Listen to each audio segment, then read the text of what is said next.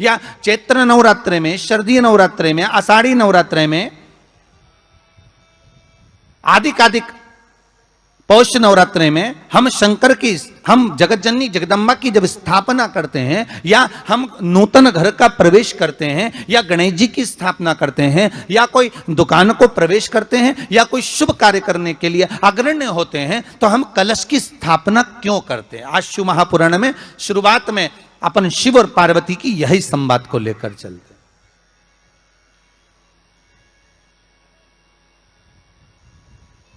आखिर कलश में ऐसा क्या है?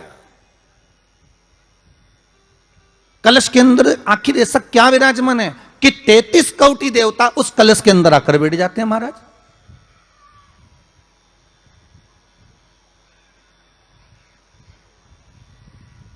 आप कोई यज्ञ करने जा रहे हो, आप कोई पोथी पुराण करने जा रहे हो, आप कोई अच्छा कार्य करने जा रहे हो, तो ब्राह्मण देवता कह देते कलश की स्थापना होगी, कलश की शोभा यात्रा निकलेगी, कलश यात्रा निकलेगी, कलश विराजमान होगा। और आज हर की पौड़ी पर, प्रयागराज में, या उज्जैनी में, नासिक में जो बड़े बड़े कुंभ के मेले होते, कुंभ का मतलब भी तो कलश से होता, उसकी महत्वता क्यों है?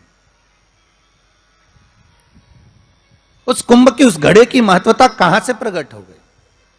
शिव महापुराण की कथा कहती है महाराज, भगवान औघड़दानी शंकर स्वयं आद्य शक्ति जगदम्बा से कहते हैं कि जगदम्बा तू क्या चाहती है बोल। तो जगत जननी जगदम्बा कहती है कि जहां मैं हूं वहां शंकर है, ये आपने कह दिया, पर जहां शंकर है वहां पार्वती का होना जरूरी है। उसके लिए सिद्ध करने के लिए एक स्थान ऐसा बनाया जाए जहां पर शंकर विराजमान है और शंकर के साथ पार्वती विराजमान है। तो शिव जी ने कहा, पार्वती उसके लिए मैं तुझे एक सुंदर कलश का निर्माण कर देता हूं। दुनिया का रचनाकार, दुनिया की रचना करने वाले महाराज, संपूर्ण ब्रह्मांड की रचना करने वाले, जिनको भगवान शिव ने स्वयं ब्रह्मदेव से कहा है कि ब्रह्मा जी तुम सृष्टि खंड को आगे बढ़ाइए, सृष्टि की रचना करिए। और आज ही के दिन, यही चैत्रीय प्रतिपदा के दिन,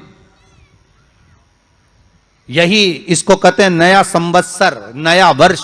हिंदू धर्म में क्यों कहा जाता है? आज ही के दिन ब्रह्मा जी ने महाराज सृष्टि की रचना करना प्रारंभ करा था। आज ही के दिन भगवान शिव और ब्रह्मा का संवाद हुआ था। सीधे भगवान शंकर ब्रह्मदेव के पास जाकर बोले थे, हे ब्रह्मदेव आप सृष्टि की रचना करिए। तो ब्रह्मा जी ने पूछा था, सारे नक्षत्र आपने बनाए, सारे दिन आपने बनाए, सारी घड़ियां आपने बनाई, सारा पल आपने बनाया, मनुष्य की श्वास गिनती, काउंटिंग, अर्थात मनुष्य के शरीर की रोमावली, ये सब आपने निश्चित करी है।